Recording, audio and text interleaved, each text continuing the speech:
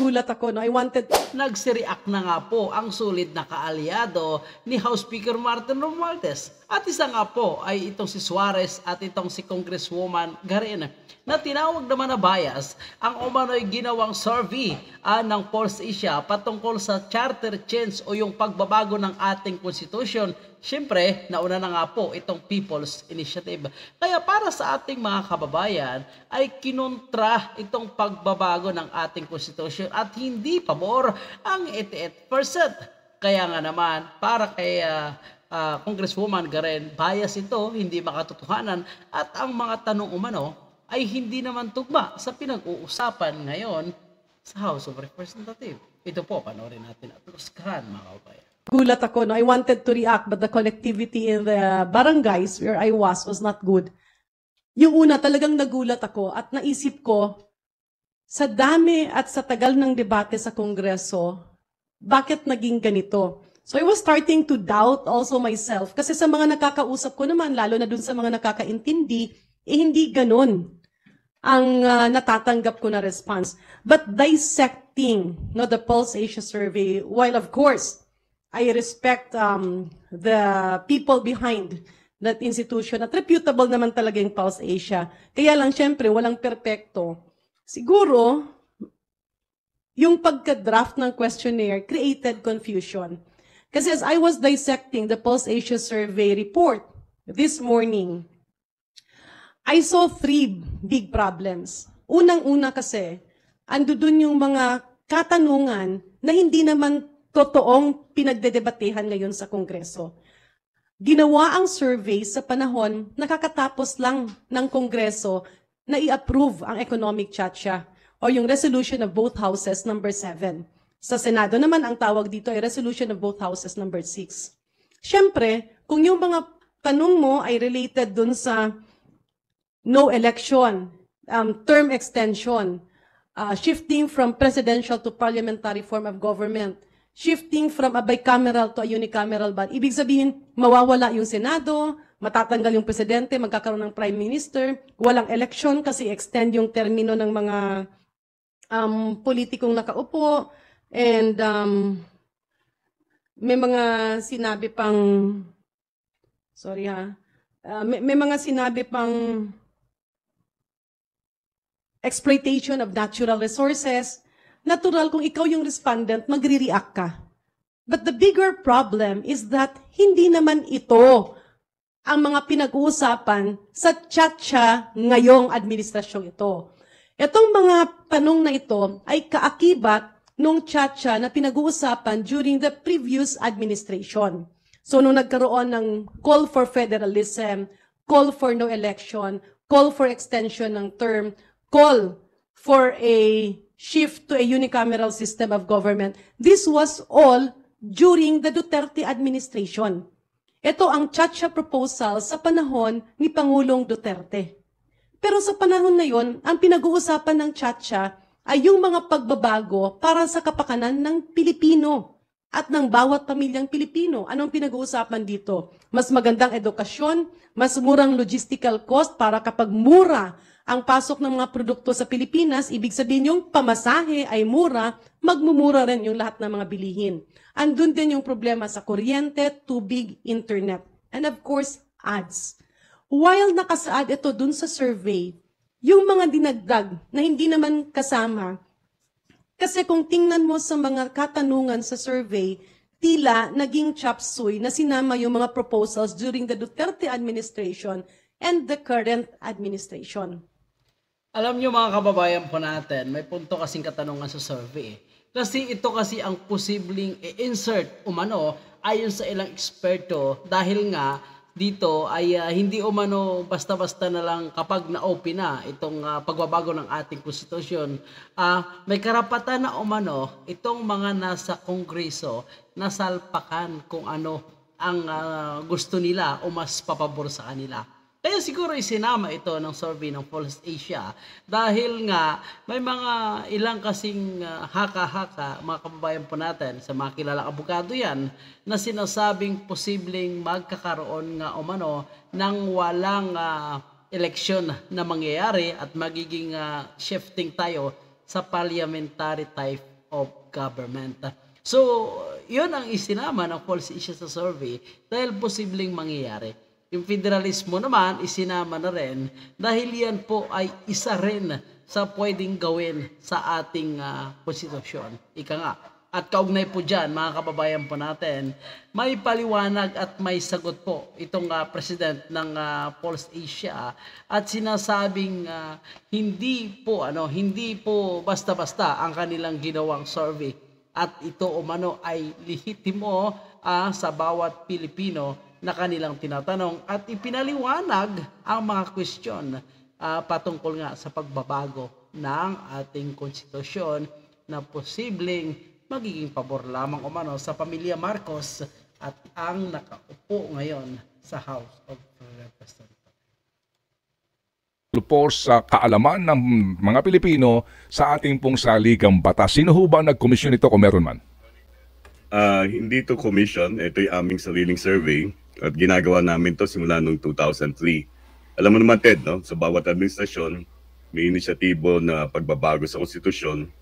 So, netong mga nakaraang 20 taon ay mayroong mga survey kami pinapatakbo na nagtatanong kung anong kaalaman, sila ba'y pabor sa pagbabago ng konstitusyon bago itanong yung mga partikular na mga panukalang pagbabago o maaring pagbabago isusulong ng anumang grupo sa ating konstitusyon. So, dito po sa inyong ginawang survey, ano po ang mga tanong dito? Kung mamarapatin po ninyo, yung unang tanong at ilang pa mga sumunod na mga tanong. Ito na nga po ang tanong ni Ted Filon, mga kababayan po natin. Kung ano-ano ang katanungan na isinama sa survey na hindi nagugustuhan ng mga kongresista.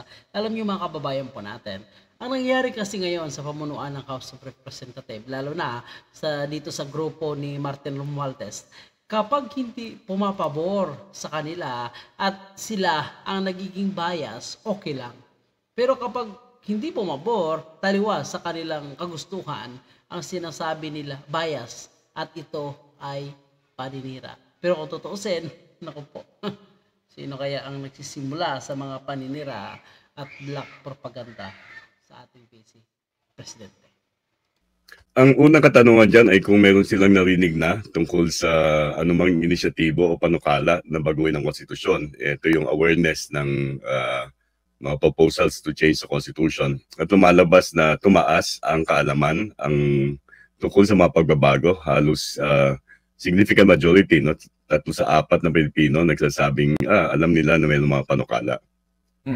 Susunod doon yung kanilang kaalaman. Tinatanong sila sa sarili nilang pagtatasa gaano kalawak o gaano kalimitado ang kanilang kaalaman tungkol sa konstitusyon. At lumalabas katulad ng aming nalalaman dati na 8 sa 10 Pilipino limitado o halos walang kaalaman sa konstitusyon. Sa akin, ito yung mahalaga, no, Ted, no? Kasi kung tatanungin natin sila sa plebisito kung sila'y pabor, kinakailangan siguro ang pagbabatayan natin dito ay kung gaano kalalim ang kanilang kaalaman tungkol sa konstitusyon at kinakailangan nito ng political education. Opo. So, yun yung pangalawang katanungan. Sige po. So, yung pangatlo ay kung sila'y pumapabor na baguhin yung konstitusyon ngayon, o hindi ito baguhin, maaaring baguhin sa darating na panahon o hindi na ito babaguhin kailanman.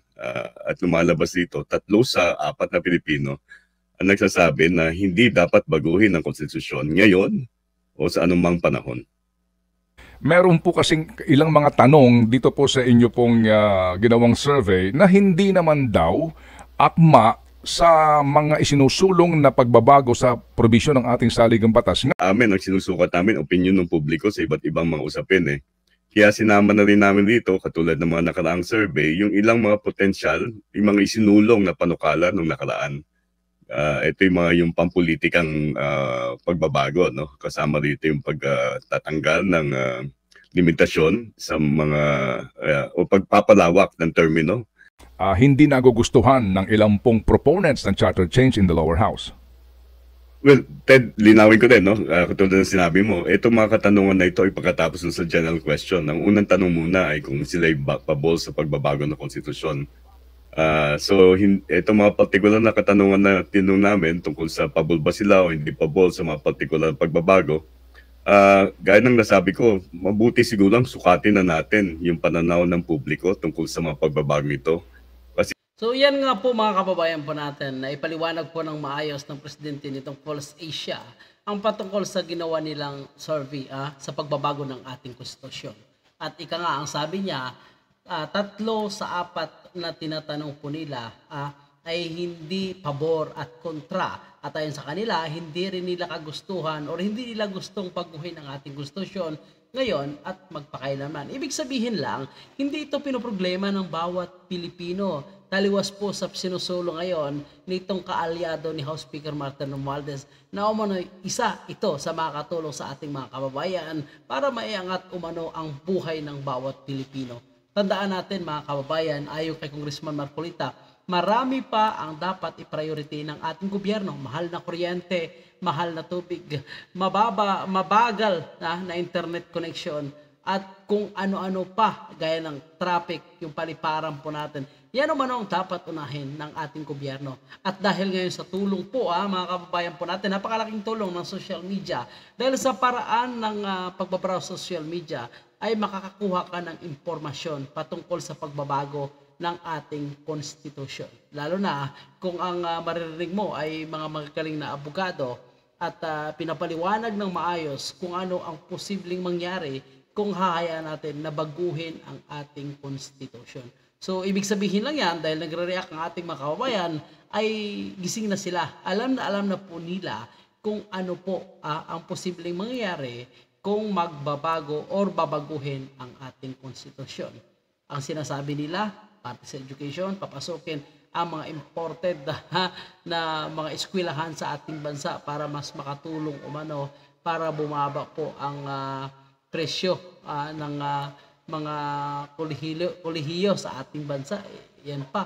At papasukin ng mga investor at hahayaan na makabili ng lupain dito sa ating bansa. So, yan po ay talagang may negatibo na impact po sa ating mga kabayan. Una, kung sa education naman, mahal na nga itong mga private na universities na hindi naman kaya ng nating mga ordinaryong Pilipino. Paano pa kaya yung mga foreigner? Siyempre, mas doble, triple yung mahal niyan kung foreign school.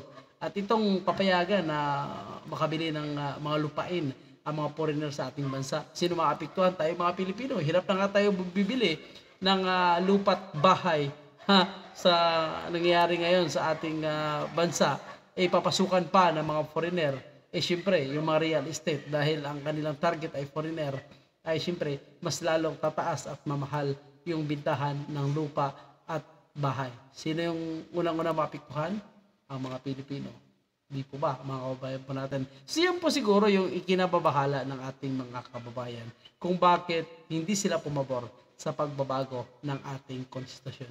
Kayo po, ano po ang inyong komento or saloobin? May sarili ba kayong opinion patungkol sa usapan sa pagbabago ng ating konstitusyon? Itanong na rin po natin kasama sa survey, pabor ka ba na baguhin ang ating konstitusyon ngayong administrasyong Marcos o sa susunod na mga administrasyon?